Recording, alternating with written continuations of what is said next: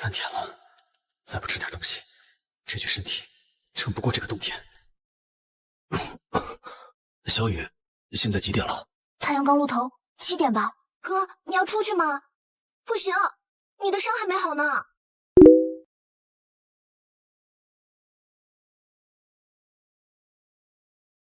哥，你咋了？眼睛直勾勾的。没事，我就是饿了。当前等级1级，领储空间10立方米，可获取情报1次，是否获取？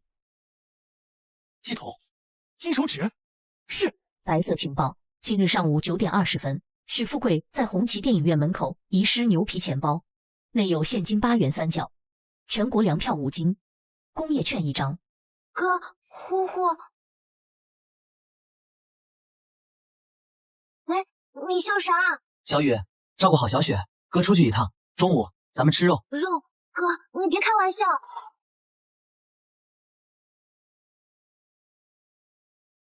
等哥回来。小狼，这苹果可是我猪人从外地衔的，可甜了。徐大哥，这太贵重了。走，看电影去。红色娘子军了，最新片子。9点19分，还有1分钟。首次获取物资成功，贡献值+5。领储空间开启，可随时存取物品。不能全拿，许富贵不是傻子。同志，肉包子怎么卖5分1个，2两粮票。没票，8分1个，对吧？来，6个，6个，4毛8，给钱吧。拿着，小伙子，捡钱了。运气好。哎呦，林然，你这孩子伤没好，咋乱跑？刘阿姨，我没事儿，就是出来透透气。这味道，肉包子。刘婶，我娘让我买的，改善伙食。改善？你家还有这闲钱？该不会是你爹的抚恤金吧？刘婶，话不能乱说，钱是我自己挣的。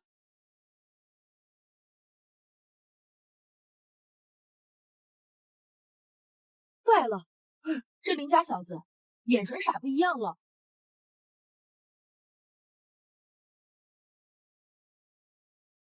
哥，你真买回来了，娘知道了。天塌下来，我顶着。小雪，慢点吃。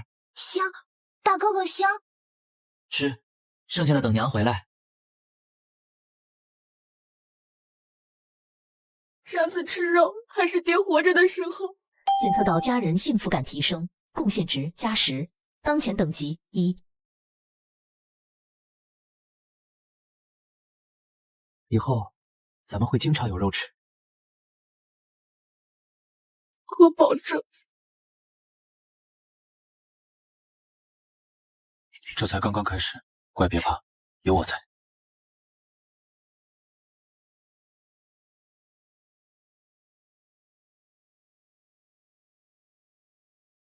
这包子，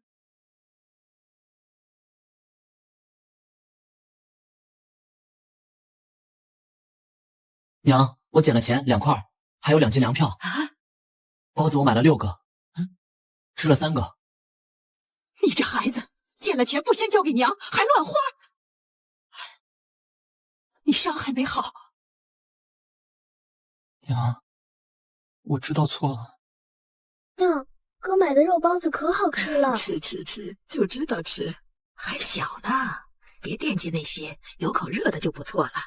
乖，以后娘给你做，好不好？让娘看看，还好没裂开，以后不准瞎跑。知道了，娘。明天还有更大的事要做。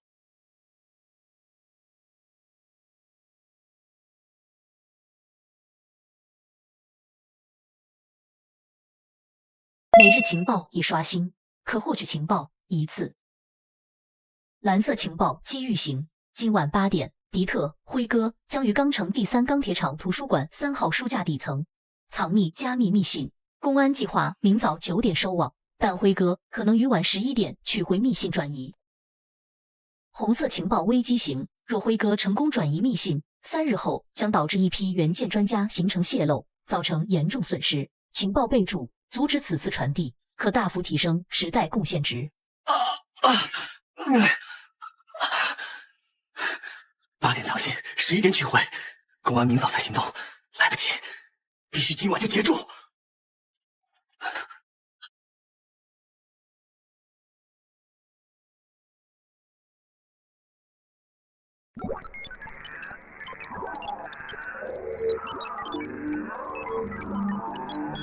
还有20分钟，得混进去。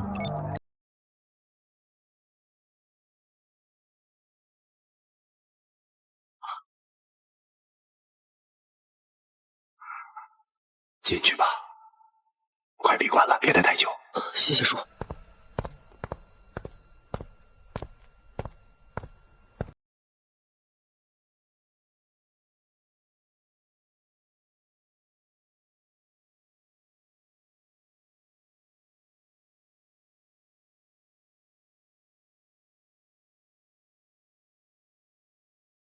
就是他，走开一点，机会到了，该行动了。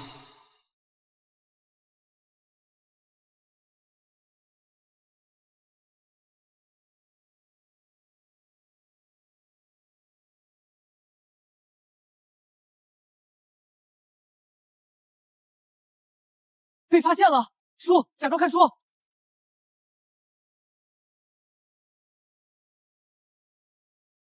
小同志，看到有人动这个书架吗？啊，我刚来找炼钢技术的书，受伤了还来图书馆？想多学点儿，以后顶替我爹进钢厂。叔，你是不是丢东西了？我刚好像看到个黑影窜到后窗那边了。什么黑影？我看见了，就在后面。啊！混蛋！退！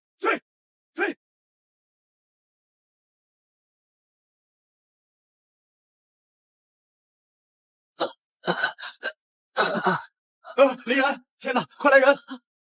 我说，我在这儿，别动！他们先把他抬屋里。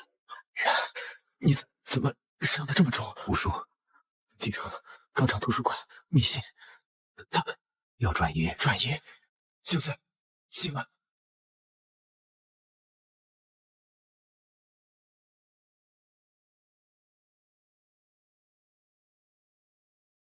3组包围后巷，2组查角营去向。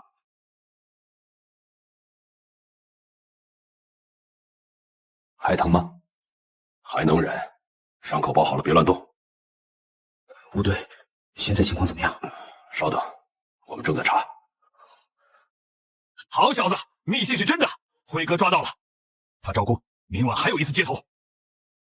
林然同志，你立大功了，这封信关系重大，救了至少5位元件专家的命。张主任，这是我该做的。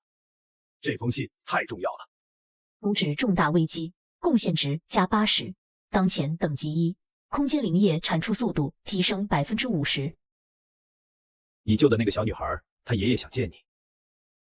还差5点就能升级，明天会有新情报吧？50块，接到奖班的，就因为你抓了底特。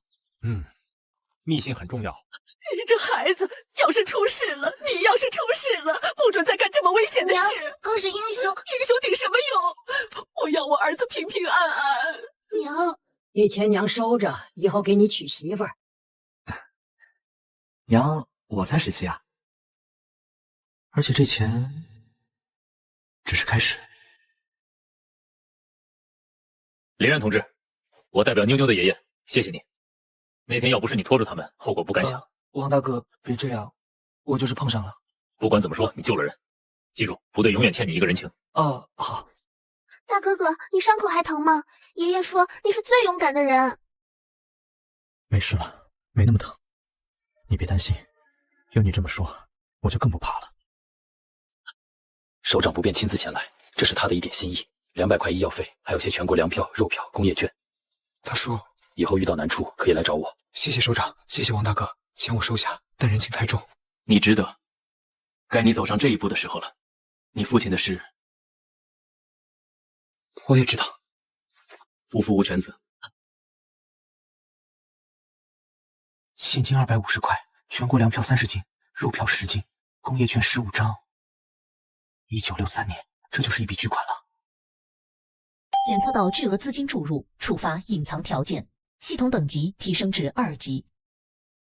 新功能解锁：1. 情报预览；2. 灵液效果强化；3. 贡献值获取范围扩大。升级奖励：灵液初始存量500毫升。清凉，疲劳感瞬间消退，试试外用。这效果逆天了。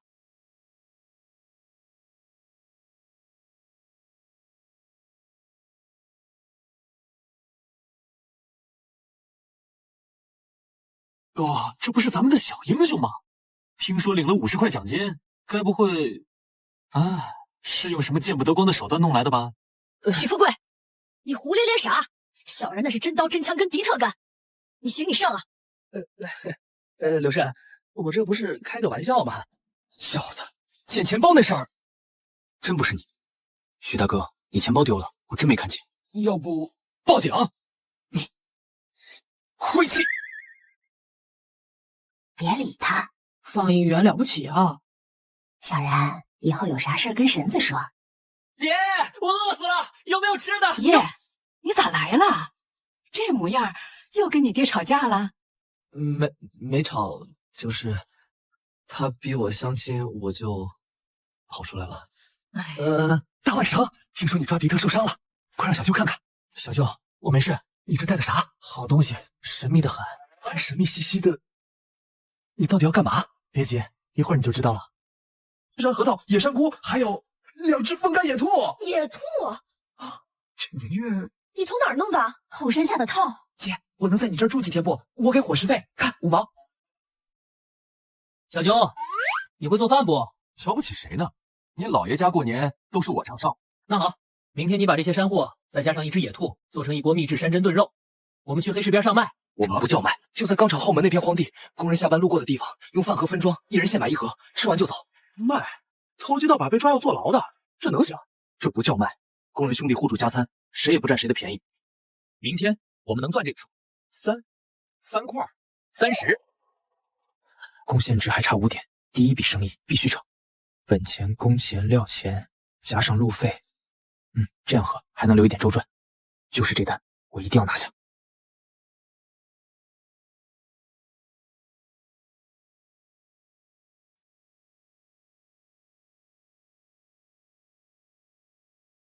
哇，这有水啊，香！小舅，我小点，慢炖。你俩小心点儿，万一被抓。娘，我们就卖10盒。工人师傅们1个月不见荤腥，咱们这是送温暖。别用这个，别用咱家碗。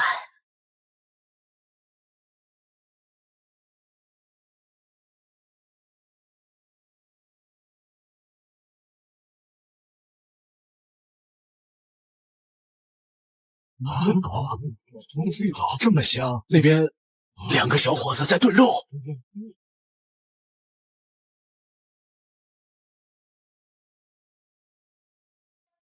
师傅们下班了，家里亲戚打的野兔炖多了，想着不能浪费，分给大伙尝尝鲜。1饭盒5毛，不要粮票。5毛？饭馆里1盘肉都要8毛，给我来1盒。好嘞，小心烫，快点，我们也要，马上，别急。哇，这味道绝了！还有蘑菇。师傅，再来1盒，我带回家给孩子。 5毛，1块，1块5，4块5。小然真卖出去了，4块5，抵我娘半个月工分。还有1锅，这才是大头。食堂这个月肉指标又不够，工人们意见大的。肉联厂那边说了，全国都缺肉不了。李科长您好，我是咱们厂家属院的，听说食堂缺肉，我这儿有点自家做的炖野兔，想请领导们尝尝，提提意见。野兔，这是你做的？我做的，祖传手艺，用的是后山的野兔和山货，干干净净，照着您嘴里的味调的。老李，您尝尝。味道不错，小伙子，你这还有多少？家里还有2只风干兔，20斤山货，如果食堂需要，我们可以按成本价提供。自家肉类的7成给你算，以后有货直接送后勤处。好，32块，2只兔子点蘑菇盒卖了30多。小波，这只是开始，这钱你拿着，回去给吴杰买点西增。不行，主意是你出的，我就出个力。拿着，明天我们还有新生意。成功完成首次商业活动，贡献值加10。当前等级2，触发连续任务美食之路，累计赚取500元，解锁初级调味品配方库。吴所长，是不是小然他？秀英嫂子，别紧张，是好事。你昨天抓的辉哥割料了，我们顺藤摸瓜端了一个潜伏小组。真的？市局给你请功，估计能评个见义勇为积极分子，还有一笔奖金。不过我今天来是想问问，钢厂后门那囤肉生意是你的主意吧？吴叔，工人们吃不上肉，我们自家有点山货，想着互通有无。紧张什么？我又不抓你。老李跟我夸你呢，说起了食堂燃眉之急。不过适可而止，别太张扬。最近风声有点紧。我明白，谢谢吴叔。行了，我走了。林然，你爹要是知道你现在这样，一定很骄傲。第一步站稳了，接下来获取明日情报。蓝色情报：凌晨5点，东郊废品收购站将处理一批破旧书籍，其中混有民国版《本草纲目》全册。白色情报：邻居刘翠花明日将摔伤脚踝，若及时相助，可大幅提升其好感度。废品站，武吉，刘慎。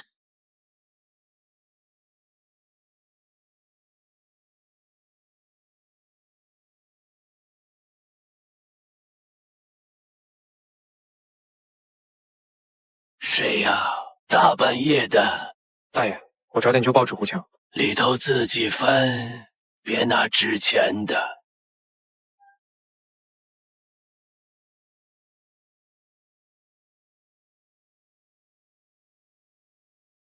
找到了，《本草纲目》，民国23年刊印，全套16册，虽有重珠，但内容完整。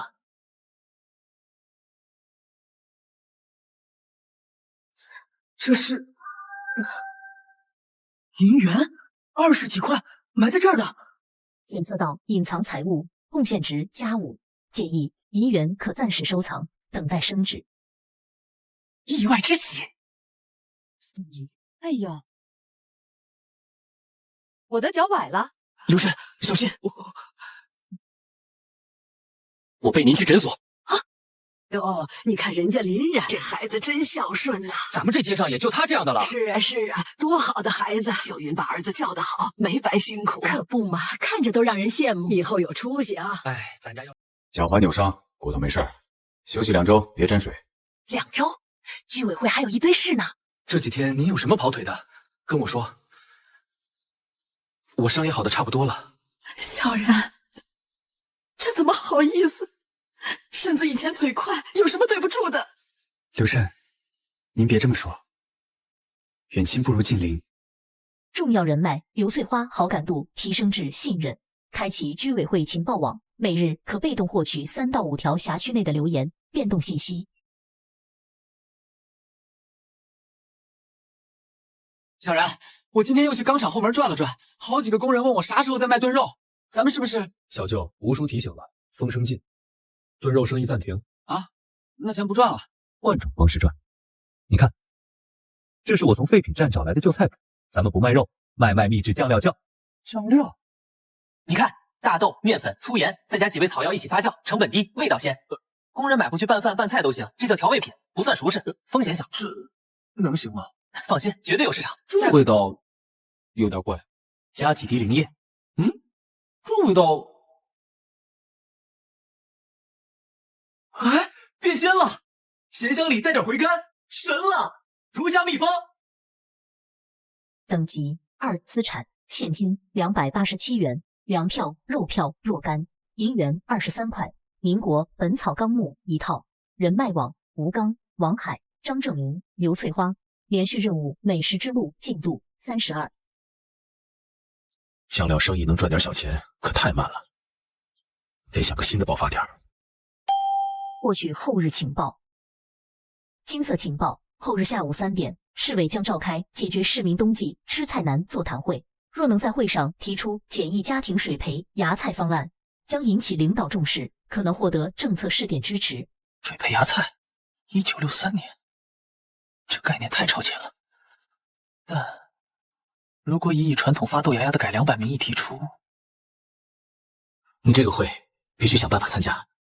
我知道这个请求很冒昧，但是我真的有个想法，也许能帮很多家庭冬天吃上点青菜。说下去，你自己想的？看书琢磨的。我爹留下的农技书里提过类似的。市委座谈会，我想办法以见义勇为积极分子兼职工家属代表的名义给你报个名，但能不能成，看你自己的本事。谢谢吴叔。这是跳出小打小闹进入上层视野的机会，必须抓住。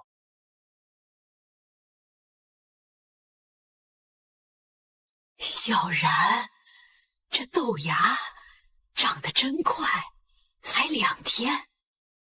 您看，传统发豆芽要5、6天，我这个方法只要3天，而且出芽率更高。看，粗壮没烂根儿。这个行吗？那些领导能听你一个孩子的话？吴叔说了，机会难得，冬天没青菜，多少人嘴角懒、便秘。这法子简单，家家都能学。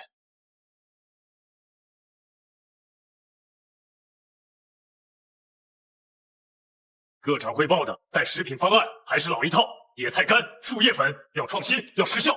李书记，这冬天地里不长东西啊！领导，我能说几句吗？你是李书记，这是咱们街道的林然同志，见义勇为的积极分子。他父亲是……哦，我知道，林国东烈士的儿子。林然，你有什么想法？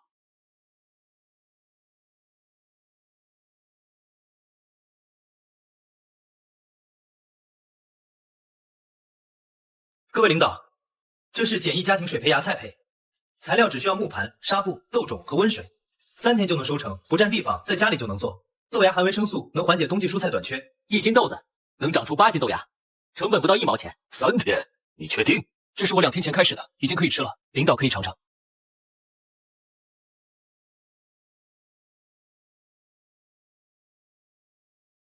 叫农业局的王技术员过来。小伙子，你这法子跟谁学的？我父亲留下的农技书里有类似记载，我结合了现代，结合实际情况做了改良。李书记，这法子理论上可行，豆芽生产快，确实能应急，而且政治正确，是群众智慧。林然同志，你愿不愿意在你们街道搞个试点？我们需要详细的生产流程、成本核算。愿意，我保证3天内交出完整方案。好小子，真给你说成了。李书记很少当场拍板，多亏吴叔给我争取机会。不过，你今天出了风头，盯上你的人就多了。辉哥那个案子，我们查到还有条漏网之鱼，待好好夜宵好。他可能已经知道你参与了抓捕。小心陌生人，晚上别单独出门，我会让片区的民警多留意你家。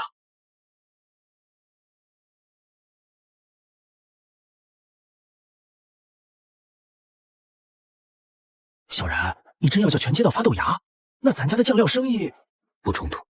豆芽是政治任务，必须做好。小舅，你想不想当豆芽技术推广员员？啥员啊？街道肯定会组织培训，需要人手示范。你学会了，去教各家各户算街道临时工，1天起码1块钱工资。1块钱？干！我学。豆芽，那玩意儿有啥好学的？哎，听说林然那小子在市委露脸了，领导都表扬了。哼，哗众取宠。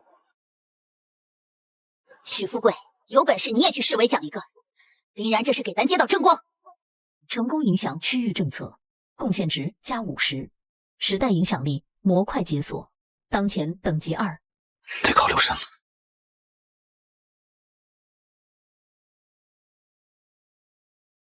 辉哥的仇得报。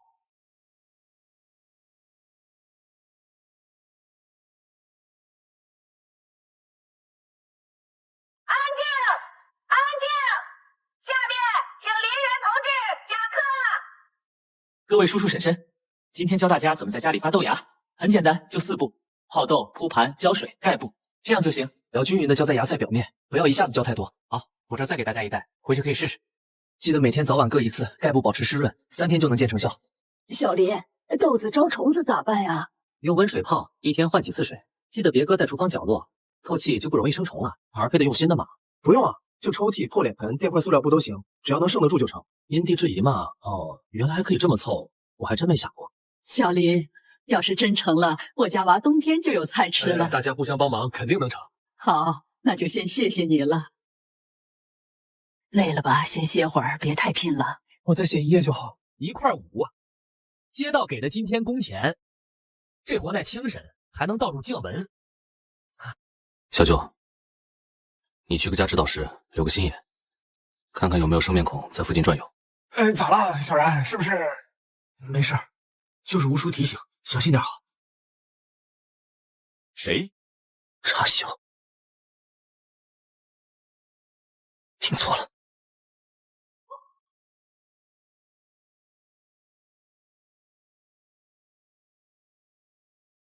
姐，小然，没人。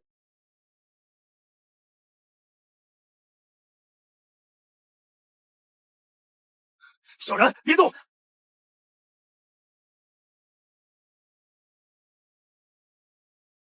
蛇，毒蛇，五步蛇被人拔了毒牙，但毒线还在，脖子上有勒痕，是有人扔进来的，想杀我。你惹了什么人？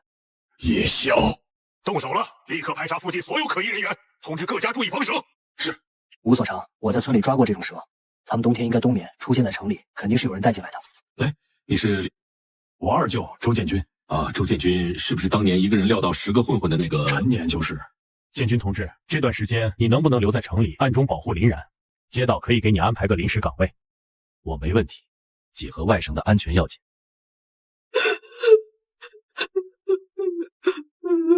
妈，别怕，有我在。孩子，要不咱们回乡下躲躲？娘，躲不是办法。有二舅在，我不怕。小然，从明天起，我教你点防身的东西，不求伤人，但求自保。好，失败，目标身边出现高手，请求启用 B 计划。明白，制造意外。咱们慢慢玩。我教你的不是花架子，是3招保命术。1，这里最脆，一脚就倒。2，戳眼睛。3，撩下阴。二舅，你这招是有点狠啊。对敌人仁慈，就是对自己激烈。来，拱我，手腕放松点，力量别全推在肩上。我知道了，看这里空了，一步顺势一带，这样就锁住了，不用用力，你自己就动不了了。你体力太差，从今天起每天跑5公里。想学真本事就得吃苦。今天天气真不错，晒豆芽正合适。是啊，你看这一个个长得多精神。大伙看到肯定高兴，咱们也算没白忙。走，再送一户，今天能都跑完。你看白白胖胖的，我家孙子可爱吃了。我多发了3盘，准备给闺女家送去。太好了，辛苦2位老人家了。不知道咋回事，都烂了。水饺太多了，还不透气。奶奶别急，我重新教您。好。对劲，怎么偏偏是这些不好上门的人家出问题？有人搞破坏。您看，受害的几户都在这儿，这一带的边上，从这里到这儿，再到最东头，像一条弧线。巡逻队很少经过。小然，你说敌人为什么专挑最弱的下手？制造恐慌，让大家觉得豆芽技术不靠谱。还要引你出面，这些家庭分散，你一家家跑，就得落单。陷阱等着我。将计就计，二舅，你到这，你想？他不是晚上行动吗？咱们给他准备个惊喜。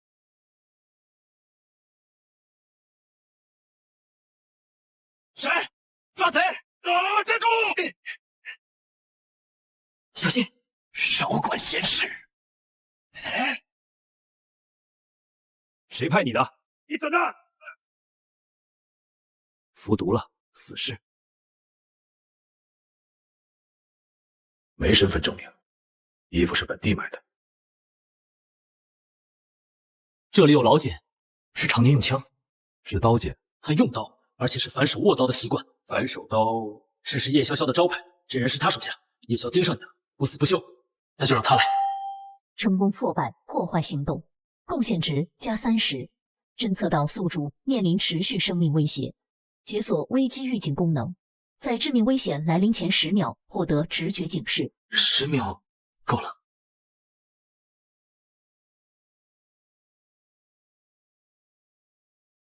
向林然学习。林然同志，上来！小伙子，好好干。谢谢领导。这是开始。我也有奖，街道给我转正了，临时工转正式办事员，月工资28.5块。我也安排了，接到联防对付队长。系统查看贡献值，豆芽技术汇集超300户，贡献值加100，时代影响力提升。当前等级2，连续任务美食之路完成，解锁初级调味品配方库。来的正好。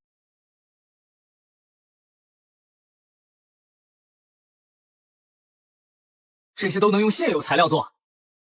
等等，谷氨酸钠，这东西现在国内还没量产，不能太超前。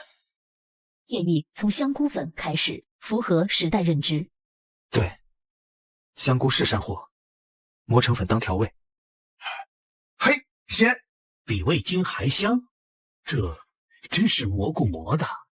您看，干香菇磨成细粉，加了点盐。食堂要了，先来50斤，价格按香菇市价加2成加工费。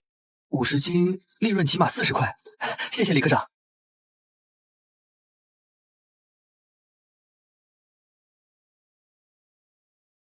10秒内致命危险。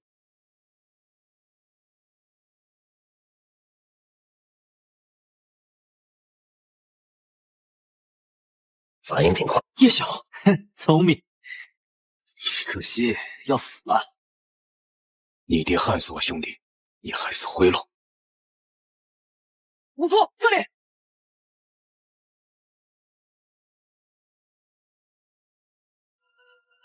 发现，你会功夫！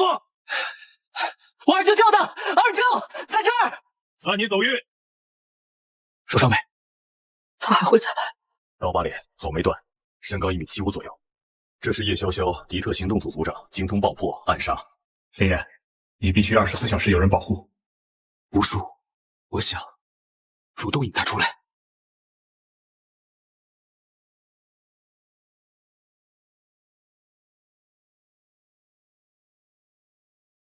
但如果，有一个他无法拒绝的机会呢？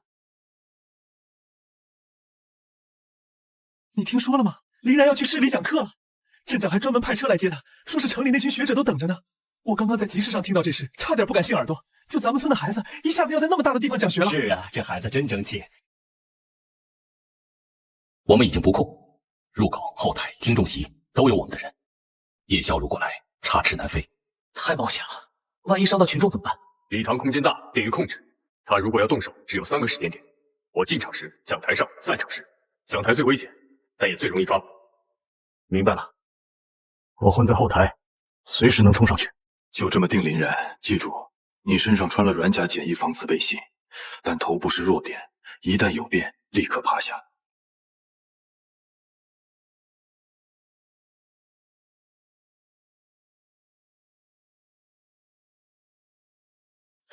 小然，人都到齐了，李副书记也来了。好，各位领导，各位同志，今天我分享的题目是水培豆芽的栽培技术。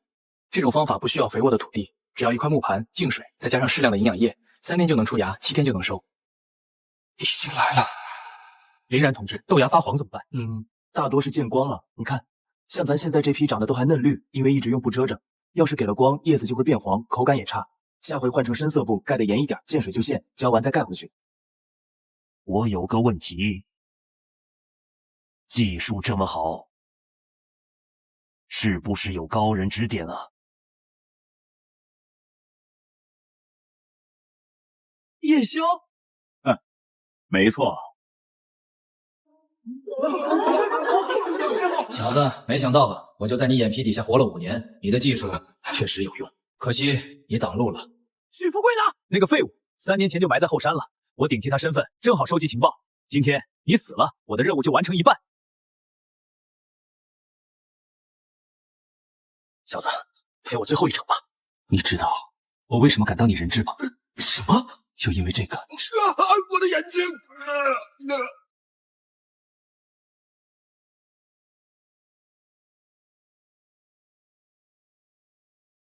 这富贵竟然是敌特，我们查了3年，好样的，临危不乱。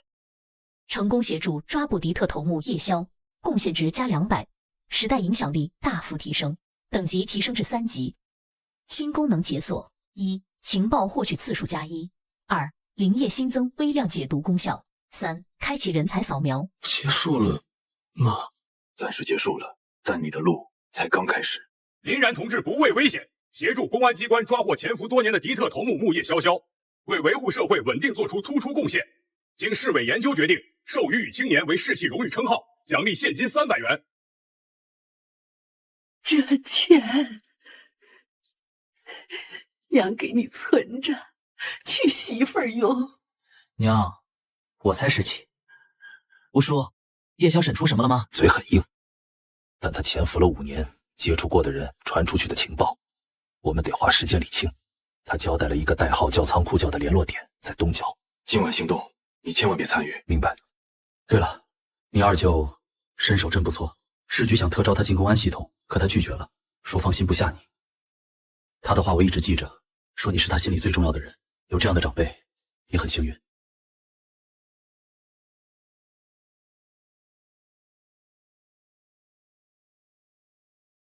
二舅有他的想法。等级3，每日情报2次，新功能人才扫描，灵液微量解毒功效。这是扫描。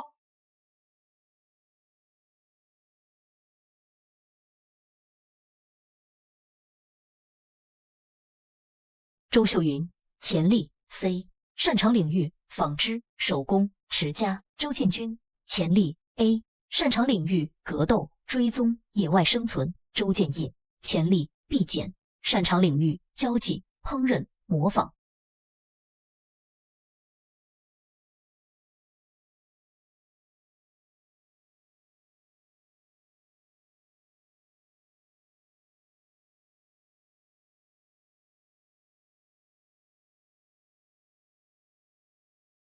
赵小海，潜力 S， 擅长领域机械设计、结构创新、精密修理。特殊天赋，空间想象能力极强。S 级潜力，机械天才。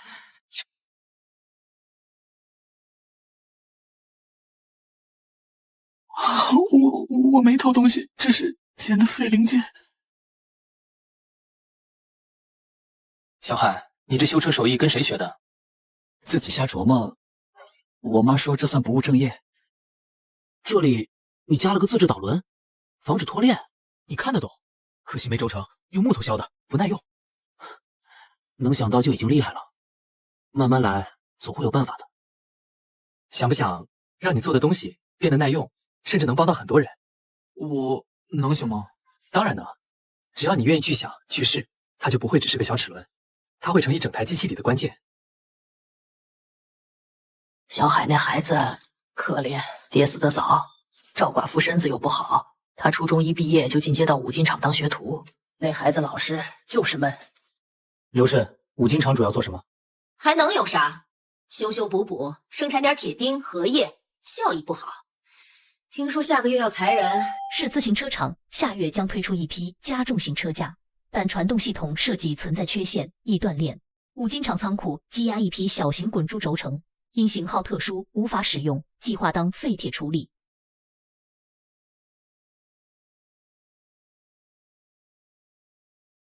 自行车是现在最重要的交通工具。如果我能做出更耐用、更省力的改装件，一辆车改装赚5块，100辆就是500，还能帮五金厂消化库存，保住小海的工作。触发新连续任务，机械黎明成功推出第1款改进型机械产品，奖励解锁初级机械图纸库，贡献值根据社会影响发放。第1步，说服赵小海；第2步，搞定轴承；第3步，得找个试点。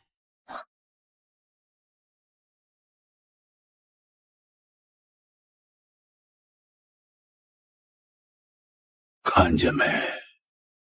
一仓库的轴承可用得上的没几个。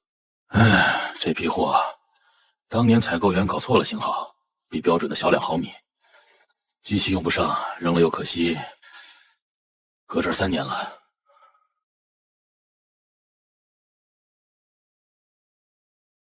小海，你画的导轮图纸需要多大轴承？外径20毫米，内径8毫米。这些轴承外径18，内径6，差一点，但我可以改图纸，把导轮内孔车小一点就能用。小子能行，这可是精密件。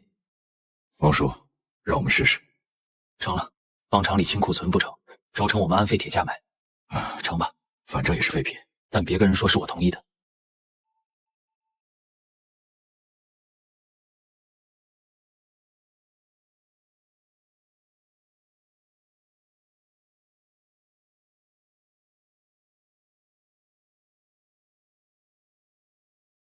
这个间距才仅0.5毫米。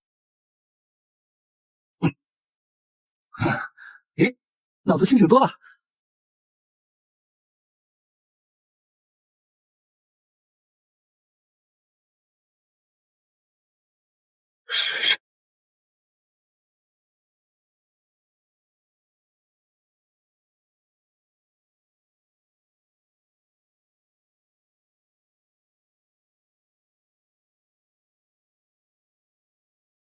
这玩意儿真有用。哎，感觉好轻啊，链条声音都不一样了。啊，这真是你做的？成了，林然哥真的成了。天才就是天才。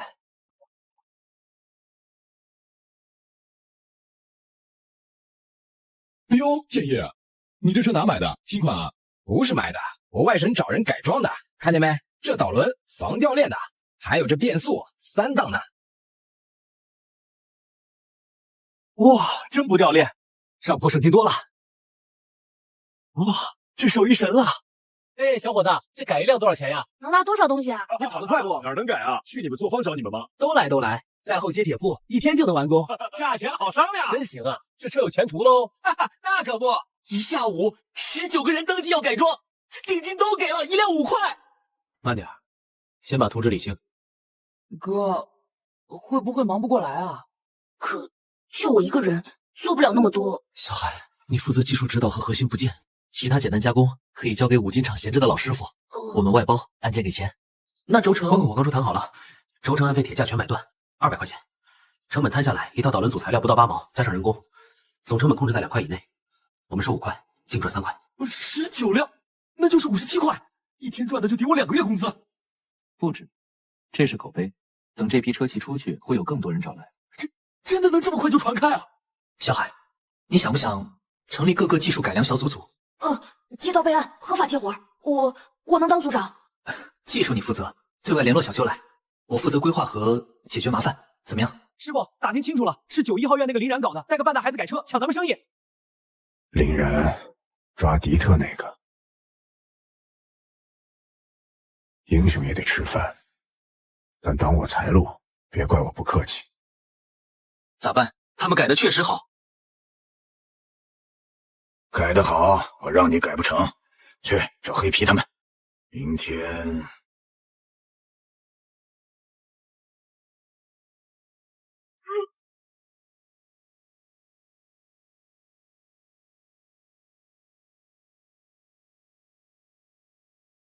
你们干什么？小子，有人让我告诉你，老老实实修你的破车。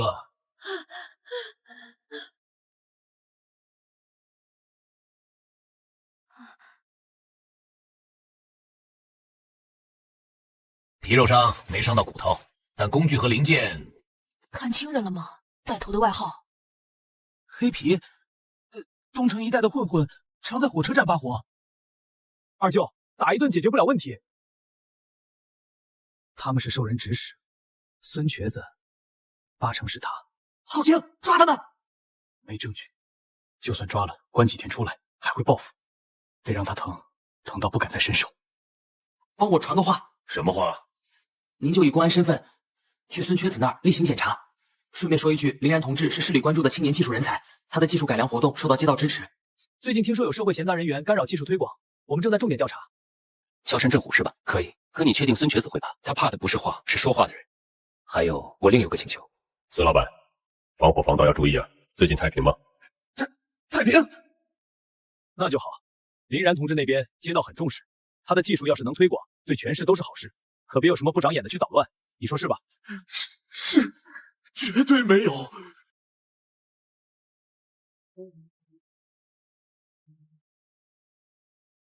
就是这张告示，咱们小组改装过的车以后都能免费调试，不收1分钱。另外，3天内拿着工会证来登记，旧链可以换成强化链，只算成本价。大伙要是骑得不顺心，有什么别扭的地方，都可以写下来给我们，可以调试啊。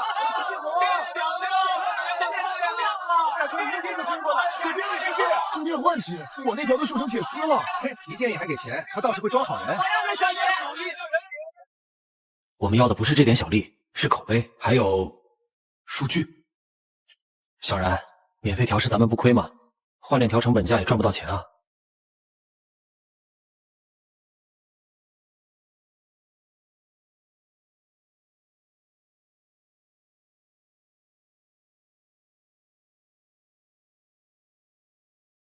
这些问题我能改，加一根加固杆，再重就能撑得住。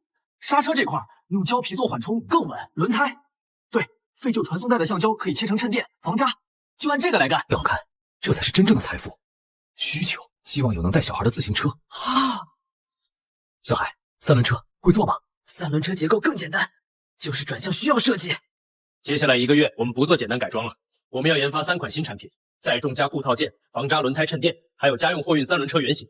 这能卖出去吗？不仅能卖，还要卖进攻销售。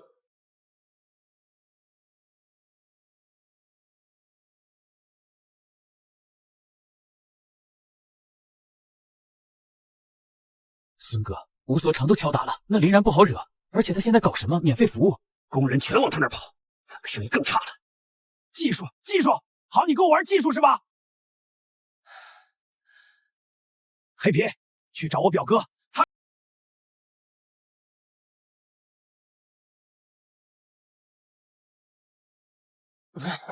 转向轴强度不够，一载重就变形，需要无缝钢管，还要热处理。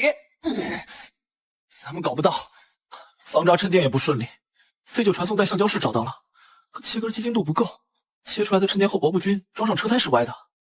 材料设备，这是硬伤，真是走不通啊。我们只是帮工友改良车辆，收个成本费。我听说你们一套零件卖5块，这叫盈利。按规定，要么停业整顿，补办手续，要么罚款200元。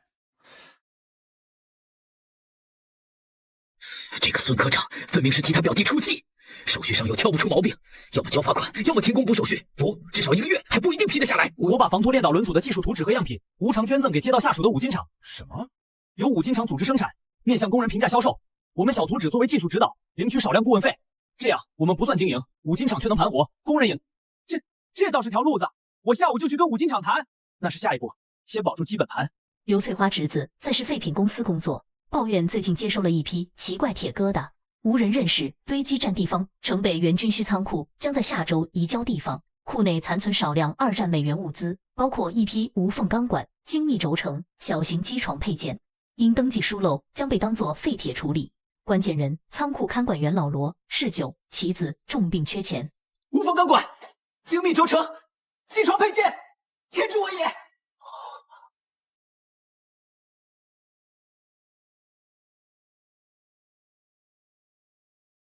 罗大爷，听说您这儿你是废铁要处理，你听谁说的？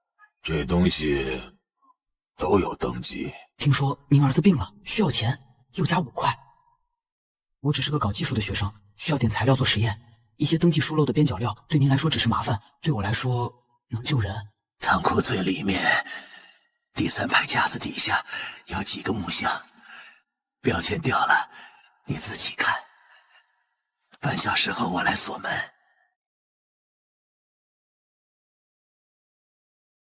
哦，这回可真赚到了，这质量比市面上的好太多了。啊，够做50辆三轮车的转向轴。这个能精准切割橡胶衬垫。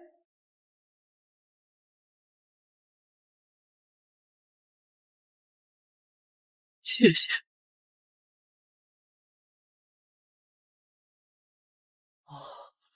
这些都是哪儿来的？有了这些，三轮车没问题，衬垫也没问题。我甚至能改进导轮组，用这些轴承，寿命能延长5倍。现在我们可以做点真正的好东西了。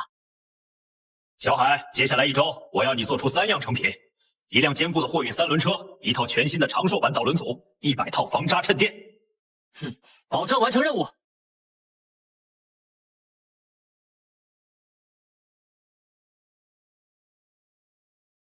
这是我们改进的长寿版自行车导轮组，采用军用级轴承，承诺3年内非人为损坏免费更换。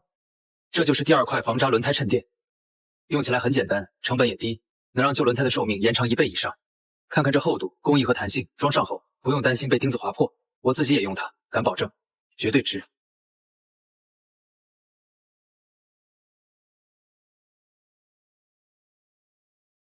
你看，车架用的是无缝钢管架布，成立均匀。这里焊点我做了加强，载重极限300斤。转向轴经过热处理，硬度够，刹车也稳。成本呢，预计控制在120块左右，划算吧？300斤能拉多少东西啊？太厉害了，小海！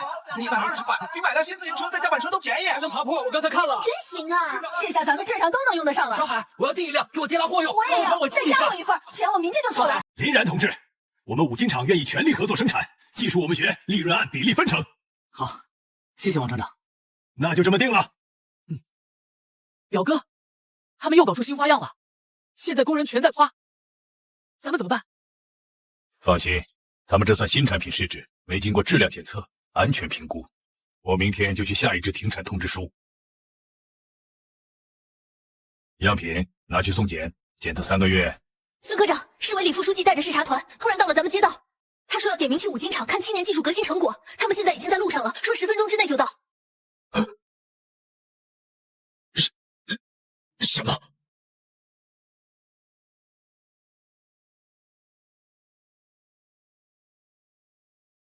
林然同志，我又不请自来了。这设计实用，解决了很多家庭小商户的运输难题，成本控制得好，适合推广。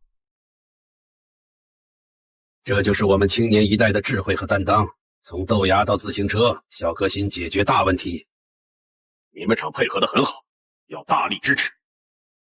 你们工商部门也要对这样的创新企业给予便利，特事特办，不要用老条条框框束缚了生产力嘛。啊，是，以后别来找我，下次别拉上我。孙科长，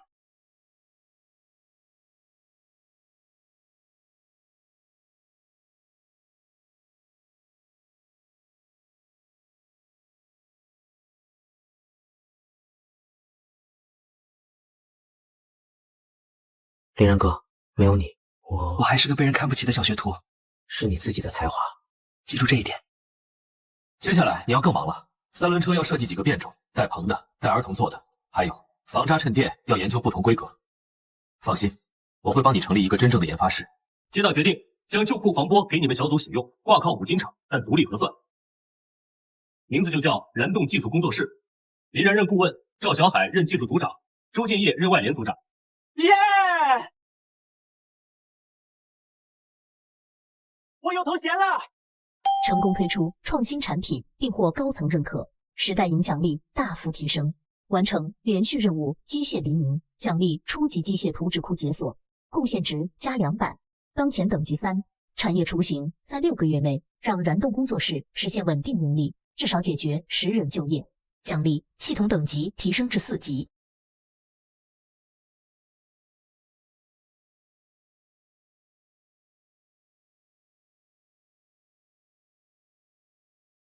接下来是更广阔的天地。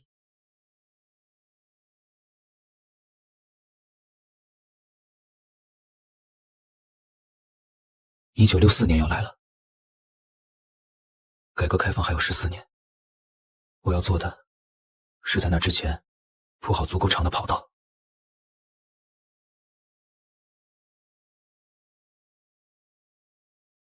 这是街道首个青年技术创业试点，希望你们脚踏实地，勇于创新，服务群众。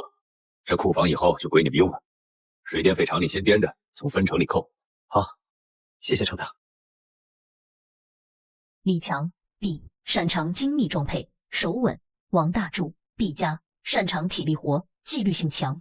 孙小妹 B 减擅长计算、记录、心细。钱广进 C 加擅长讨价还价，渠道广。其他4人多为 C 级，但各有基础手艺。够了，先搭起架子，这里当隔断，那边放木料，工具台要靠近灯光，拆卸区留在角落。就这么定。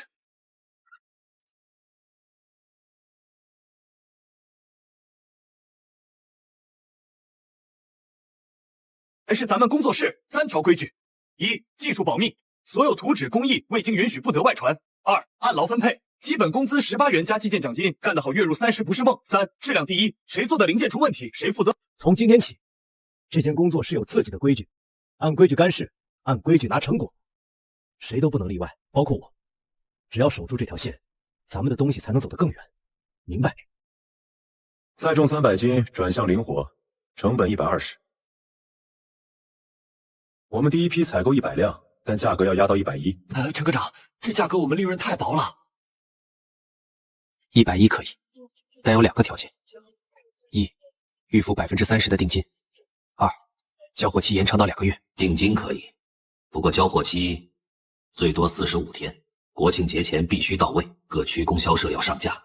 45天，100辆，一天至少3辆。行，爽快，合同这就签。45天100辆，小海那边设计还没完全定型，生产线刚搭起来，唉，得想想办法。小九，你明天去找钱广进，让他去周边县镇收购废旧自行车，越多越好。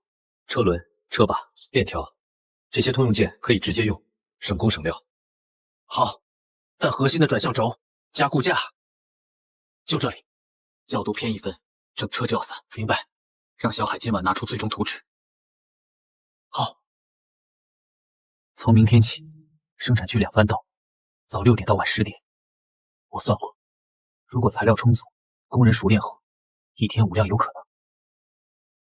还撑得住吗？没事。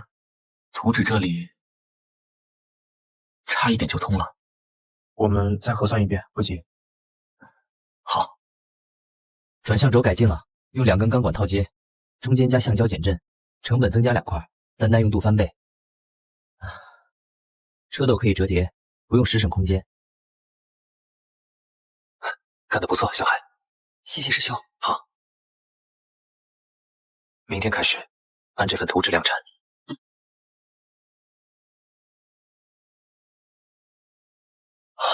小海，这段时间你辛苦，除了工资，这100辆订单给你个人5%的技术分红。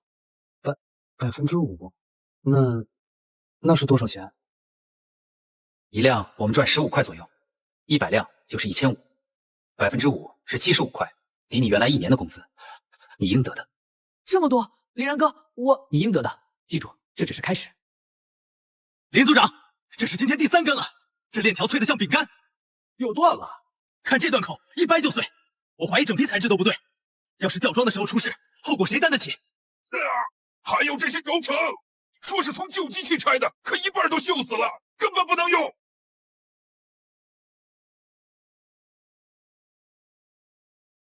这是在生铁，杂质太多。这批货是谁经手的？钱广进。他说是从县里机械厂淘的库存在清仓，价钱比市场低30%。田叔，这批零件总计支出280，比预算少了90%，但废品率超过40%，实际损失200多。这采购哪有十全十美的？县里那边说就这些货。是吗？那我让二舅去县里机械厂问问，他们有没有一个叫钱广进的来买过废零件。我说是有人主动找上我说有一批便宜零件给我。你吃里扒外。我只是一时糊涂，我没想害谁，真的。找你的人长什么样？戴眼镜，瘦高个，说话文绉绉的，不像本地人。他说他姓文，姓文的不是孙瘸子那边的人，新对手。文，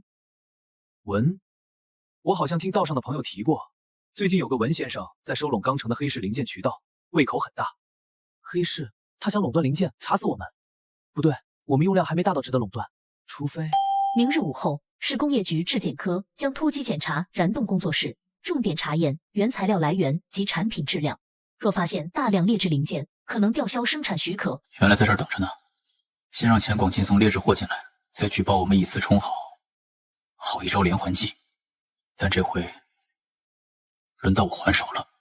所有人听着，今天有领导来检查。王大柱带人把所有劣质零件挑出来，单独堆放，贴带反攻废料标签。孙小妹，采购台账准备好，把昨天前广进那批货单独列一页，标明疑似质量问题，已暂停使用，正在追责。我会坐牢吗？看你表现。一会儿检查时，你主动承认错误，说自己是经验不足被人骗，愿意赔偿损失，态度要好。我懂。原材料囤放不规范，防火设施不足。哦，这批零件标注疑似质量盲点。领导，是我的错，我贪便宜被人骗了，这批货我一分钱没赚，还倒贴，我愿意赔。林然同志，你们管理有漏洞啊！这是我们的整改报告，发现问题后，我们立刻隔离并追查了供应商。另外，我们建立了材料3级检验制度，以后所有进料必须经过工人、组长、技术员3道关。态度还行，这车确实结实，抽检3辆，按标准测试，载重、转向、制动全部达标，其中几项指标还超过了同类产品。这是完整的测试报告，请您过目。好，辛苦了。产品不错，管理要加强。这次给你们一个整改期，1个月后再复查。谢谢领导。好好干。那个温先生，要查吗？查。但更重要的是，我们必须建立自己的稳定供应链。你去一趟邻省江北市，找当地的机械厂、废品公司，谈长期合作，价格可以高一点，但质量必须保证，带上样品和合同。我一个人去。二舅，你陪小舅去。江北市第2机械厂有一批次等无缝钢管，因达不到军工标准计压，正寻求低价处理。关键人销售科副科长爱喝酒，急需用钱。次等钢管，对我们来说就是上等材料。二舅，你们的目标就是他。那批钢管明明就表面一点锈，擦擦就能用。客军代表说不行，非得按次平安处理。压仓库3年了，厂长骂我废物。副科长，我们厂我们单位正好需要一批钢管做民用产品，您看能不能？你们有批文吗？介绍信呢？有。那批钢管总共8吨，按废铁价是400块，但要走账，得按的外品算，1吨150，总共1200。差这么多，我也没办法，厂里规定的。这样吧，你们真想要，我可以想办法开个废铁处理单，但得额外打点仓库和财务。600块，8吨无缝钢管，这趟赚大了。另外，单独再谢谢您个人50块辛苦费。董事，明天提货。等等，这单子手续不全啊，缺保卫科盖章。昨晚不是说好了吗？就差这一步，你帮个忙行不行？现在风声器得加一层保险。小舅，那个人是不是钱广进描述的文先生？像，他怎么追到江北来了？啊，2位是刚城来的吧？这批钢管我也想要，我出1000。这总有个先来后到。我是华侨投资代表，有外汇券，而且我跟你们刘副厂长是朋友。文先生，这批货我们已经付定金了，江湖规矩，不多人所好。夹子，好，给你面子。不过，告诉林然，钢城的市场他吃不下，早点收手，对大家都好。林哥，那个文先生气场吓人，我站在他面前，后背一直发凉，总觉得他背后不简单。到现在我腿还在发抖。我知道了，先别慌。交投资代表外汇券，他图什么？钢管运回来了，藏在五金长老仓库，质量确实好，出去后跟新的一样。不管他。好，接下来2个月全力生产3轮车。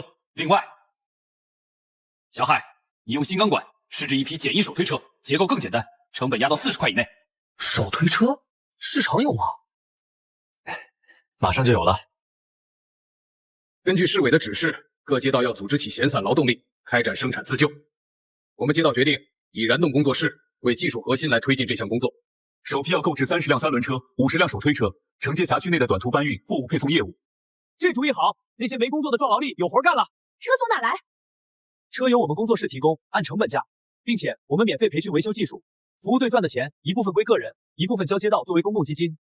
3轮车30辆，手推车50辆，总计货款5100元，预付一半就是2550。天啊！立刻采购下一批原材料。另外，招人，再招10个熟练工，生产线扩成4条。老板，林然又拿下街道项目，咱们还不动手吗？急什么？让他做越大越好。他以为靠点小聪明就能翻身。您是说，等他的资产足够肥，自然有人会来收割。华侨投资只是个幌子，我真正的目标是借他的成功案例撬动更大的资源。钢城只是个起点。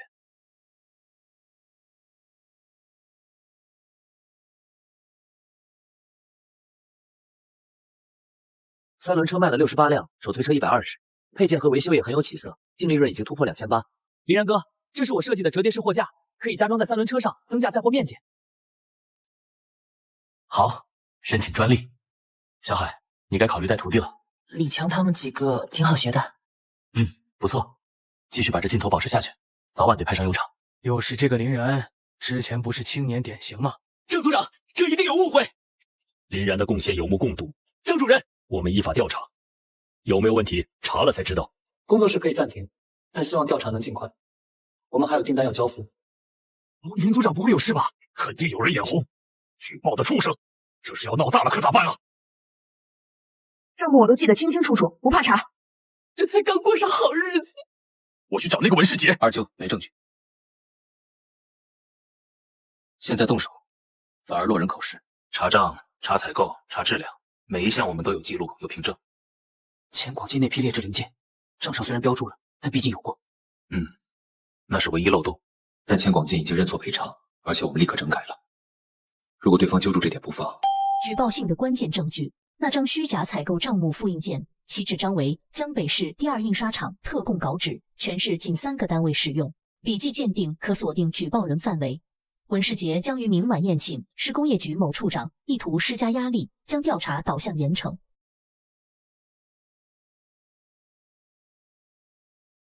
文世杰，你尾巴露出来了，老徐帮忙看看。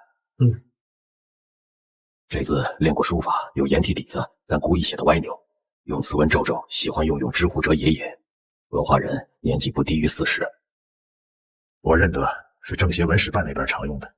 政协文史办，归国华侨，文世杰。我马上申请调查文世杰。事成之后，华侨投资考察团的项目落地，还得多压账年。文先生放心，林然的事，我们一定严肃处理。这种歪风不能长。文世杰先生，你涉嫌诬告陷害、非法经营，请跟我们走一趟协助调查。吴所长，是不是有什么误会？有没有误会？回去说。你写给市委的举报信，笔记和纸张来源我们已经鉴定过了。经调查，燃动工作室经营合法，账目清晰，技术贡献突出。举报人文世杰，原名文怀仁，系前伏地特分子，伪装华侨，意图破坏我市经济秩序，已被依法逮捕。林然同志，你受委屈了，但这也证明你的路子走对了。群众需要，市场认可，技术过硬。市委决定将燃动工作室将升级为江城青年创新技术中心金，作为全市集体企业改革试点，给予政策扶持、贷款优惠、税收减免。感谢组织的信任。我们计划将技术中心分成3个部门，研发部由小海负责，生产部扩建成2个车间。我们自筹一部分，还希望能申请3万元的低息贷款，用来买新设备，扩建厂房。好，有规划，启动资金这块给你们批。另外，旧厂房不够用了吧？把五金厂隔壁的空地划给你们，建新厂区。林然同志，你才18岁就成为技术中心主任，有什么感想？我个人微不足道，重要的是我们证明了年轻人有智慧、有干劲，能为国家建设贡献力量。技术中心未来不仅生产车辆，还会研发更多便民利民的。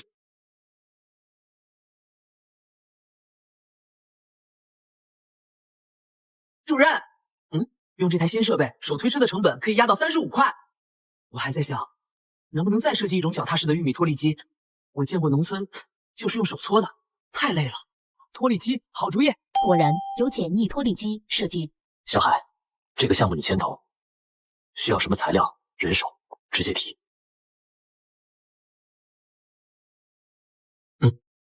今天咱们家双喜临门，小然当主任，小海当总监，建军建业都有功劳。我就出点力气。哎呀，你也辛苦了，要不是你撑着，哪有今天？妈高兴就好。高兴高兴。爹，我现在是对外合作部的部长了，管采购，还管销售，手下有5个人呢。哎呦，建业真厉害，还行吧。这一路走来，谢谢娘，谢谢二舅、小舅，谢谢所有帮助过我们的人。但这只是起点。成功建立稳定产业实体，解决30人就业，时代影响力达到新高度，完成产业雏形任务，奖励系统等级提升至4级：1、情报获取次数+1；2、林业新增微量促生长功效；3、开启市场趋势预测等级4。4级了，趋势预测。1、因自然灾害影响，农村对小型农具需求激增；2、城市居民对二手家具翻新、简易装修服务需求上升；3、轻工业领域，塑料制品替代竹木制品趋势出现。脱粒机、翻新服务、塑料、简易农具系列。加剧翻新流水线。1964年会是关键的一年，改革开放的春风还要再等10年才会到来，可种子现在就能埋下。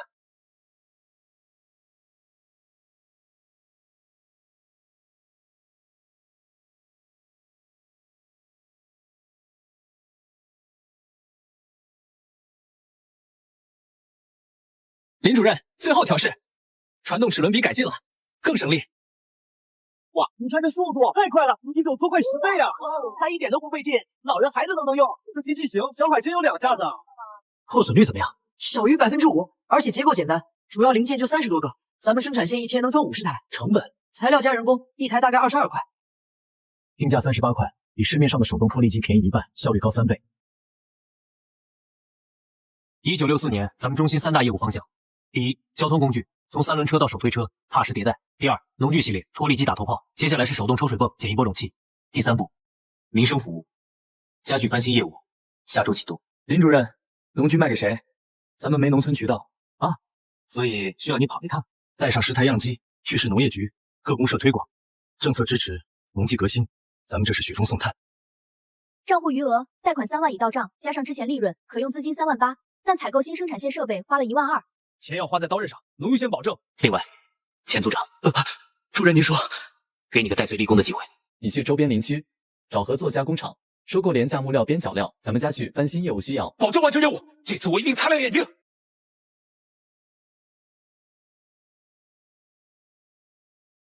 好东西，太实用了。我们正愁怎么提高秋收效率。就是啊，我们公社先订20台脱粒机。好，2台记上了。我们有30台，开春就得用上。好了，30台。老周，抽水泵样品有吗？我们那边浇水太费劲儿。有，我给你记上，到时候一块送过去。我们也要一批抽水泵，70台一箱。我这得加20台。都记着呢，别急，一个个来。密封叶轮材料都没定。废旧汽车轮胎橡胶可切割制作简易密封圈，小型电机转子可改装为叶轮核心。林主任，您从哪知道的？多看书。明天开始，抽水泵项目组上马，你挑5个人，材料让钱广进去找，报废汽车厂、电机修理铺。明白。 3天后，省城将举办华北地区废旧物资调剂大会，会上有一批滞销的工业胶皮、废弃小型电机可低价打包。邻居刘翠花表示，在省城火车站做调度，可协助大宗货物运输。得去一趟，不仅要材料，还得看看更大的市场。就这么办。主任，那边工业胶皮堆成山了，还有电机。小同志，你家大人呢？这可不是玩的地方。韩老板，这批胶皮怎么卖？电机呢？胶皮按吨1吨80，电机按堆，那一堆30台200块，必须一起拉走，不赊账。胶皮至少5吨，电机30台，总共600。胶皮质量良好，仅表面老化，电机70%可修复。我要全要，但有个条件，送到钢城火车站。全要？你哪单位的？钢城青年创新技术中心市里重点试点单位。哟，青年才俊呐，成，运费我包了。交个朋友，一批货吴金联社看上好几天了，正谈价呢。谈价没交定金，没签合同，货谁买到就是谁的。练家子，哼，强龙不压地头蛇，在省城得讲规矩。规矩，自由贸易，价高者得，就是规矩。刘老板要是真想要，那边还有几堆废铁，您请。敬酒不吃吃罚酒，那就看看你们的货能不能出得了省城。李阳撞到我了，赔钱！你们是故意撞上来的，少废话，拿100块医药费，货留下。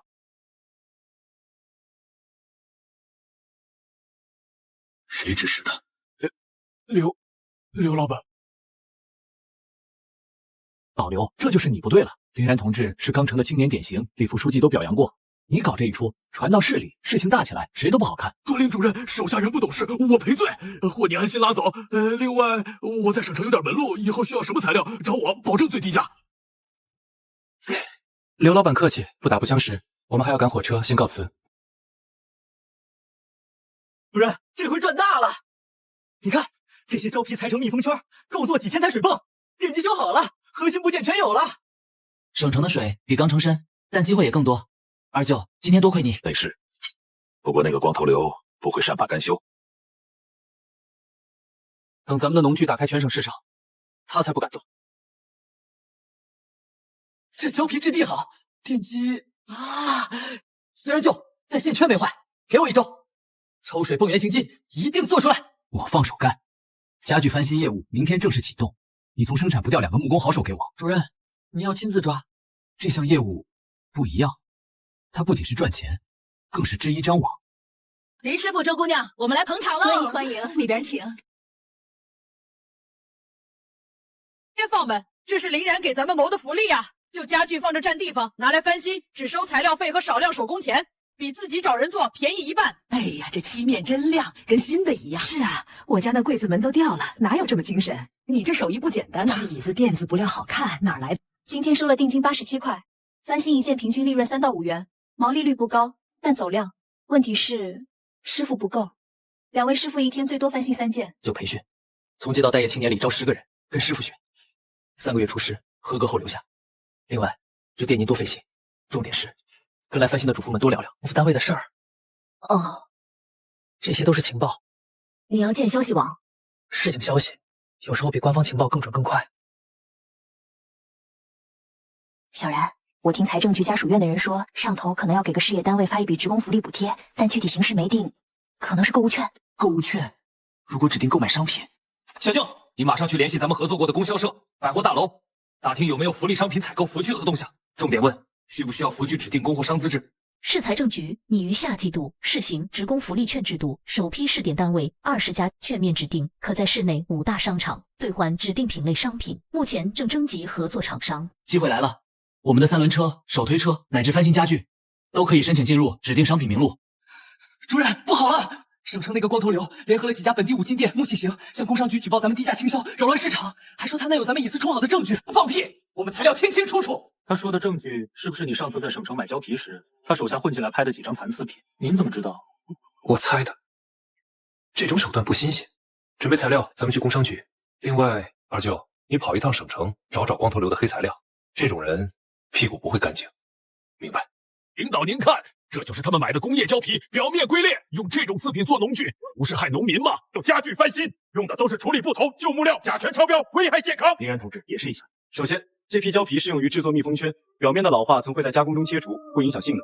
我们有完整的材质检测报告。刘老板，您这么关心产品质量，请问您店里卖的全新铁锹，为什么用回收铁轨钢制作，硬度不达标？去年秋收断裂了17把，被红旗公社投诉的事解决了吗？你胡说什么？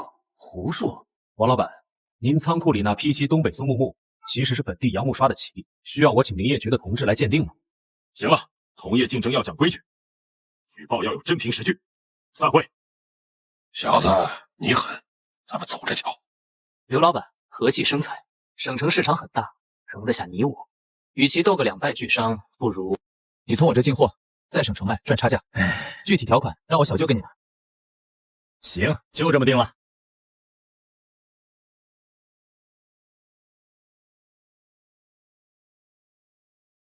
皮实很轻便，能承重多少？50公斤，适合买菜取粮。有锤子、钳子、螺丝刀，家里小修小补完全够用了。做工很细，手感也不错。这是我们和五金厂联合开发的家用万能工具箱，所有工具都做了防锈处理，里面还附赠一份简易维修手册。领导，我觉得不合适，福利券应该发生活必需品，这些工具小车不是家家需要。刚就是王厂长说的对，烫瓷脸盆是必需品，但我们提供的是提升生活便利力的选项。工人同志下班后自己动手修修家具，帮家里运点东西，减轻负担也是福利。有道理，工人自助，减轻后勤压力，这个思路好。入选商品：汤瓷系列毛巾、肥皂以及钢城青年创新技术中新报送的家用迷你手推车、新兴万能工具箱。首批订单：手推车3000辆，工具箱5000套，限期3个月交付。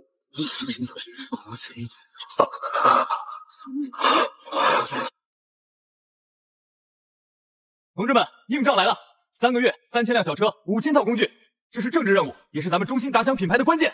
主任，你说说，你们小车生产线一天最多能出多少辆？从2条扩到5条，人手不够就招。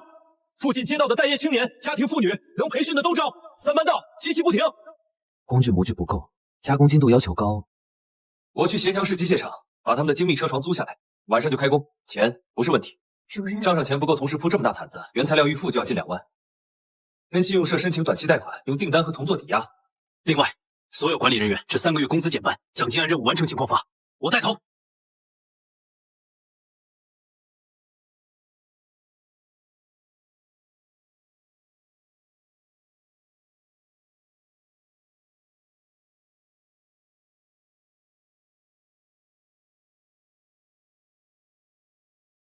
模具让赵小海带人连夜修复，备份模具加紧制作。工人调整班次，增加半小时休息时间，伙食加肉。质量，李强，你亲自称最后质检，不合格一律返工，不计成本。市机械厂有一台闲置的半自动冲压机，因操作复杂，被弃用该机器稍加改造，可大幅提升小车底盘生产效率。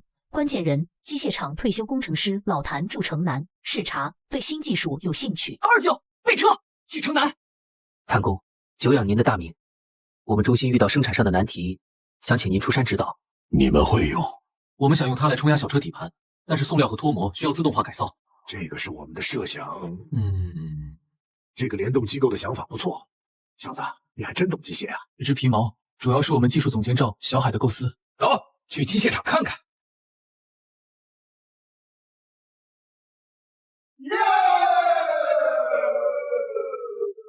谭工，请您做我们中心的技术顾问，月薪80，另配助手2名。钱不重要，能让我这老骨头再干点实事，痛快。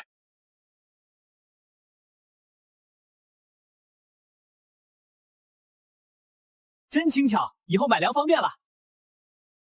工具齐全，正好家里水管漏水。3个月，你们创造了奇迹，不仅按时交付，质量抽查全部合格。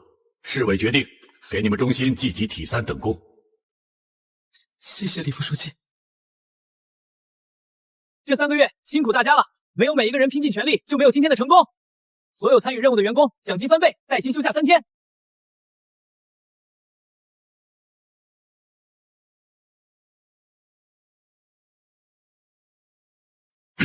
同志们，我再来宣布一个好消息，经市委研究决定以你们钢城青年创新技术中新兴为基地，培养技术工人。林然同志兼任筹备组副组长。职业技术学校，这意味着中心从生产单位升级为教育加生产的更高平台。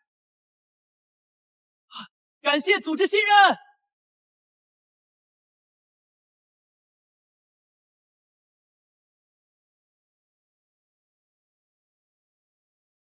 成功完成重大社会订单，影响力辐射全市，时代影响力突破阈值，贡献值加500，当前等级4，解锁隐藏成就，时代弄潮儿，获得特殊奖励，一次定向情报搜索权限。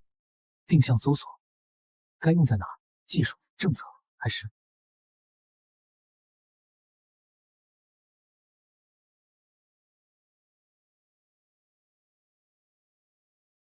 系统使用定向情报搜索领域，未来在轻工业、民用技术领域有哪些被忽视但潜力具材料突破？不仅要教现有技术，还要预言未来技术。塑料产业就是下一个战场。因为我们的未来3个支柱：第一，现有产业，车辆、农具、翻新，持续盈利，保证现金流；第2，职业技术学校，培养人才； 3，老谭工小海牵头，秘密研究塑料应用技术，储备专利和工艺。塑料那可是新东西，有挑战，但我喜欢。我可以先从简易注塑机图纸研究起。材料呢 ？PVC 现在可是紧俏物资。小舅，你接下来任务最重，去上海、天津建立办事处，名义上是采购5金零件，学习先进经验，实际上要结交轻工业系统的朋友，收集他们的信息，为以后接收下放技术工人做准备，同时找到塑料原料的初期渠道。我能行吗？你是我最信任的对外联络人，带上足够的钱，放手去干。里面是介绍信、钱，还有几条关键信息，到地方按我说的做。小然，家里和你多保重。等你打开局面。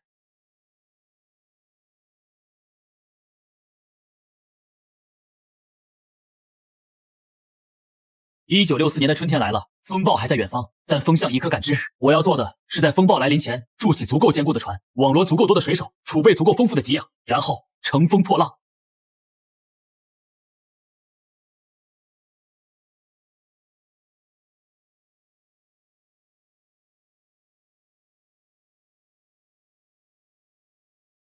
哎，建业，这边，金哥，可算找到你了。让我看看，累坏了吧？行李给我。没事，我能提。走，先去我那安顿。你哥在信里都说了，你来开办事处，采购、学技术、交朋友。行啊，穿上中山装，像个干部俩。林然给置办的，说不能跌面。哈，有心了，走吧。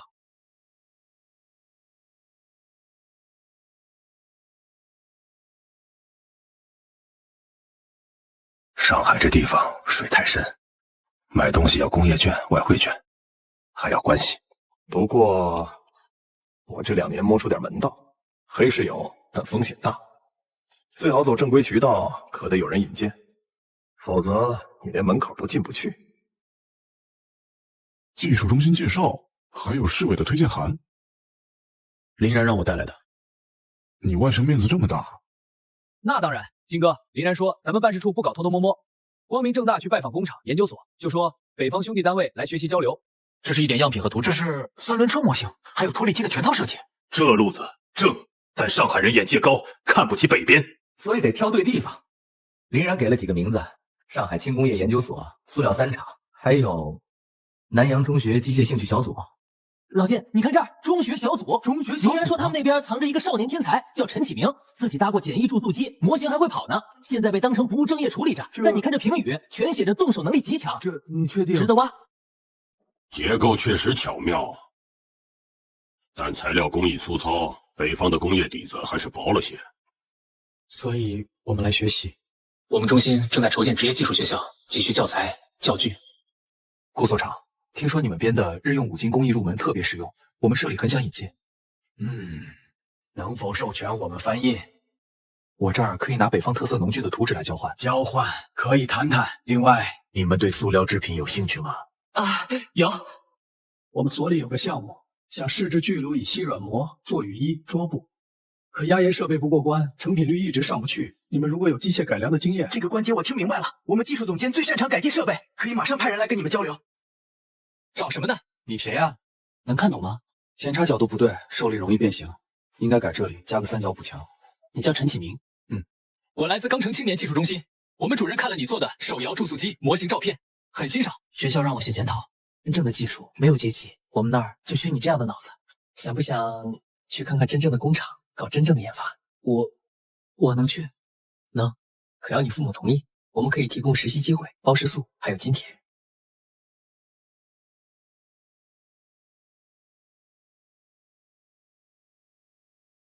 就那儿灰帆布盖着，厂里不要了，你们拉走，别声张。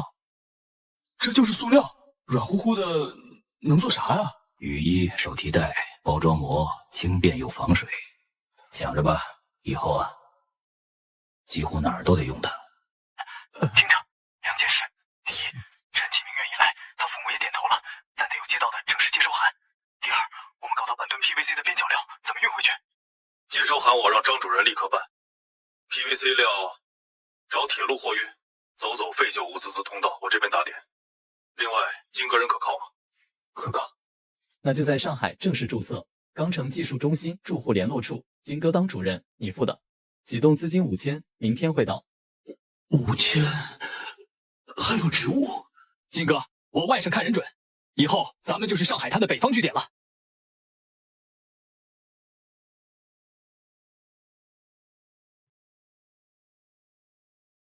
温度高了会糊，低了粘不住。180度试试。热和压力也不够，应该用滚轮加压匀速通过。我可以改机器，气泡多、杂质多，直接做雨衣不行，但可以做简易包装袋，或者覆盖小育苗棚，透光保温。对，先找应用场景，农业育苗棚、工厂零件防尘罩，还有手提袋。上海南京路上已经有女士拎塑料手提袋了，咱们可以做得更结实、更便宜。那得先有塑料袋成型机。我研究过资料，可以用改装的小行液压机配上铜模具，加热压制。行，就这么干。我去准备材料，模具设计交给我，大家一起上。启明，这个项目你和小海搭档，老谭工会在旁边指导。我只说一句：一个项目，一条命。1个月内，我要看到第一批基钢城排材塑料手提袋样品。明白？这笔5000元汇款汇往上海州建业私人账户，用途写的是采购采，可没有任何采购合同。解释一下，这是住户联络处的启动资金。有外派文件吗？为什么走私人账户？你这是不是挪用集体资金化公为私？同志，这事我知道，是林然主任特批，程序上确实有点急。张主任，不是我们为难，现在上头再抓集体资产流失机，这么大一笔钱，手续不全，我们必须立案调查。林然同志，你年轻有为，但规矩不能破。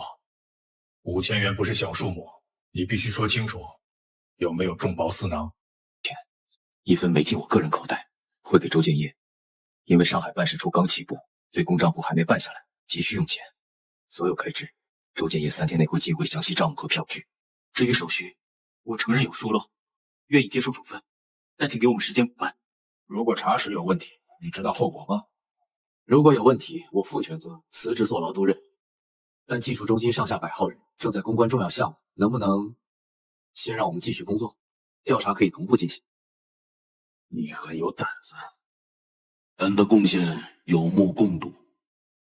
我看给他3天时间补手续，提供账目。如果没问题，这事就当特事特办，下不为例。王哥、佳琪，北方兄弟单位的住户机构批文马上到，先给备案着行不？材料没问题，有介绍信，还有上海那边的接收单位。行，我先给你开个临时登记证，但1个月之内得把剩下的全部齐。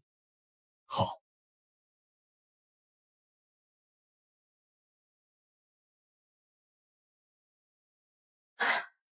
账目清晰，没问题，但下不为例。以后所有外部资金往来必须走对公账户，提前报备。一定照办。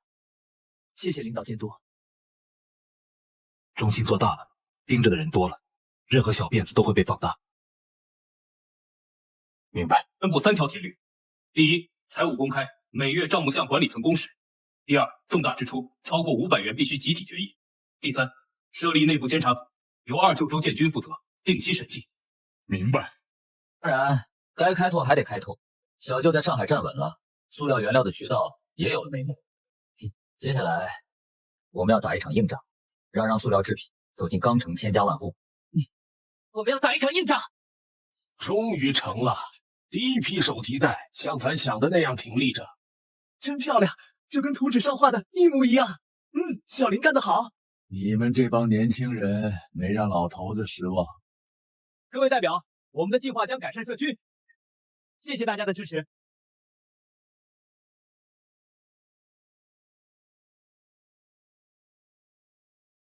这包这么轻，能装多少啊？实测承重10公斤，而且不怕油，也不怕水。10公斤，还不怕油水？哎呦，这可真不错。这颜色鲜亮，比布袋子好看。多少钱？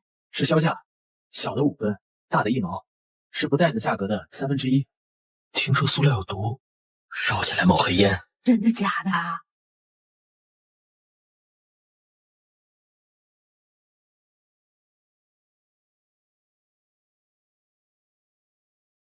肯定是传统布袋厂搞的鬼。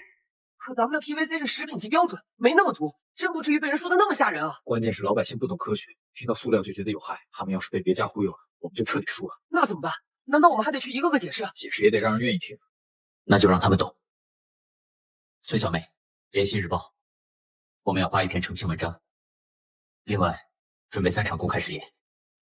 好，我这就去办。这是耐热测试，80度热水，塑料袋完好无损，对比普通布袋开始掉色了。现在测试承重，布袋撕裂了，看到了吧？塑料袋能轻松装10块砖，真没想到布袋子装5块就，所以材质很重要。这是碳化现象，在开阔环境偶尔使用无害，而棉布燃烧同样有烟，且易引发火灾。塑料不是魔鬼，它是工具，用好它方便生活，乱扔它才是污染。我们衷心承诺，所有售出塑料袋可凭旧袋换新袋，回收再利用。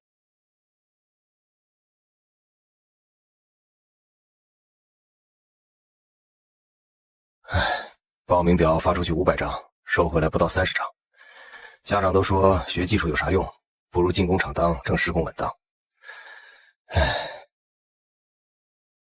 观念问题，得让他们看到实实在在的好处。下月初，市劳动局将公布首批技术工人等级评定试点单位名单，评上等级的技术工，工资可上浮20%到50%。国营、红星机械厂因扩产，急需一批熟练钳工、车工。承诺经考核合格，可直接录用为正式工。有办法了，孙小妹，明天印新的招生简章再加2条：本校优秀毕业生优先推荐参加技术工人等级评定。2，已与红星机械厂达成合作意向，毕业生则优录用。29，把咱们中心那几个月入过40块的老师傅工资单复印了贴出去。你们看这一行，李师傅钳工上月工资48块，怎么会这么高？比我们都多10来块呢。是不是算错了？再瞧一瞧。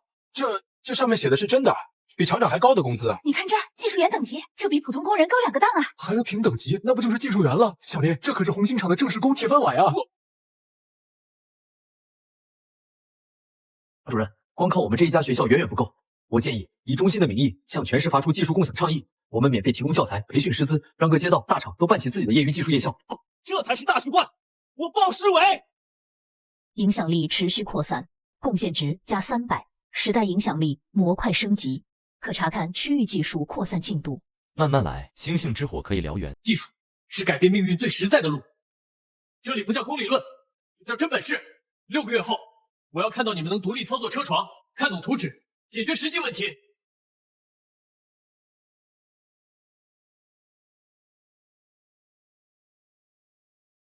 搓削的时候要注意控制力道，顺着一个方向推，不要来回拉锯，角度保持平稳，这样表面才会平整。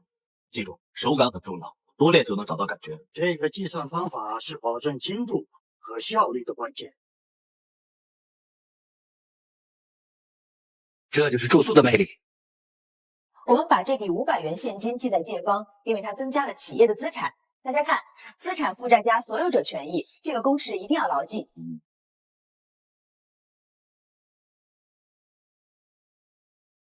全靠咱们这几台手摇机子，一天能做出的材料也就那么点，原料贵，人工更贵，算下来根本不够卖的。但问题来了，小规模生产，成本压不下来，至少需要5万启动资金，中心账上能动用的不到2万。香港振华贸易公司，我们公司对内地新兴工业很感兴趣，尤其是塑料制品。听说你们有技术，缺资金，我们可以合资。怎么合资？我们注资10万港币，约合4万人民币。新厂的股份我们要51%，你们拿技术和现有设备入股，占49%。厂长由你们派，但财务、销售由我们把控，控股、销售权。放心，我们渠道广，产品可以出口创汇，你们只管生产。你把销售权给他们，那不就是成了他们的代工厂吗？我们辛辛苦苦做出来的东西，利润的大头就让人家给拿走，这买卖划算吗？他们打的什么算盘，心里没点数？可咱们确实缺钱，设备可以慢慢攒，但不能受制于人。上海这边打听了一下，这个振华公司背景有点复杂，跟海外某些势力有牵扯，小心为上。这回去就说政策不允许外资控股内地方向性企业。林主任有骨气，那换个方式，我们提供无息贷款5万，3年还清，不要股份。只要你们产品优先供应我在南方的渠道，如何？港商罗志忠实为某境外情报组织经济渗透人员，意图通过合资控制内地新兴工业企业，获取技术及渠道，并为后续活动铺路。其提供的无息贷款附有隐藏条款，一旦违约，将索要天价赔偿或技术专利。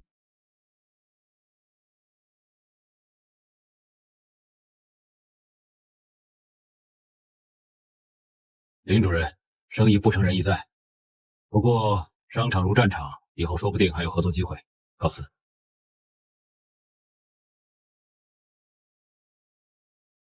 市里有一笔青年创业扶持贷款，额度最高3万，但需要抵押且审批严格。抵押？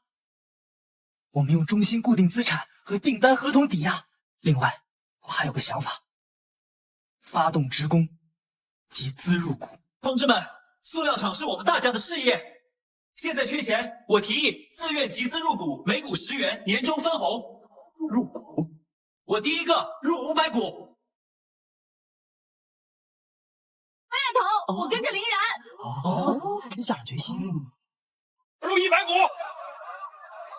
李强50、30，孙小妹20。从今天起，咱们就是筹建组，无论多难，只要齐心合力，厂子一定能办起来。咱们这是群众集资，集体创业，工厂是大家伙的，一定要干出个样子。干得好，咱们才能富得好，富得踏实，给咱们的孩子留条出路，留个盼头。咱们一起拼，一定行！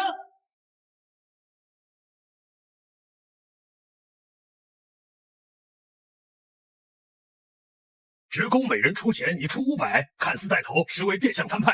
10元对普通工人不是小数目，你利用群众信任集资办厂，盈利归集体，但亏损呢？风险谁担？这不是剥削是什么？严组长，第一，集资完全自愿，有签字表为证；第二，我们制定了集资入股章程，明确盈亏共担，风险提示清晰；第三，盈利分配方案经直待会通过，透明公开。就算程序合法，性质也值得商榷。集体企业搞个人集资，这是走资本主义路子。还有港商的事，港商主动接触，我们经考察后拒绝，有会议记录和上报材料。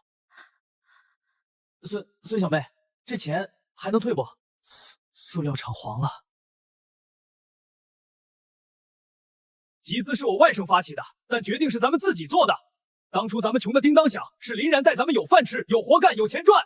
现在遇到点风浪就怕了。要退股的，现在登记，我自掏腰包垫钱退。但留下的人，以后别说是我周建军的兄弟。我不退，我信林主任。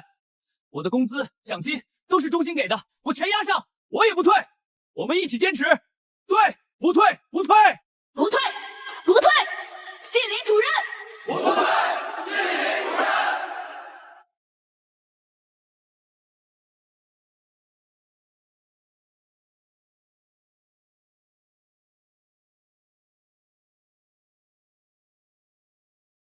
老严，刚成那个案子，我了解过了，群众眼睛是雪亮的。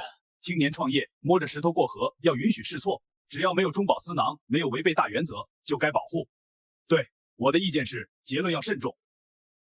钢城青年创新技术中心集资行为程序合规，出众为公，未发现个人牟利问题，但与港商接触为及时全面汇报，予以批评教育。后续工作要吸取教训，该说明的情况要实事求是，不得再有遗漏。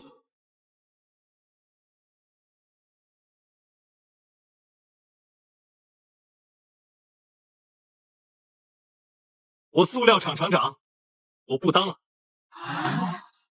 我推荐小海当厂长，小舅管经营，二舅管安保。小儿啊，你这是……这次调查给我提了醒，我冲得太前，目标太大，树大招风。我要去研究更基础、更隐蔽，但也更重要的东西。林然哥，我撑不起来。你撑得起，技术你最强。管理上，老谭、二舅、小舅帮你。记住咱们的底线，技术为民，集体共有，合法经营。我想说，别紧张，我会努力做好，我们一定会把这个厂干好，这是我们新的起点。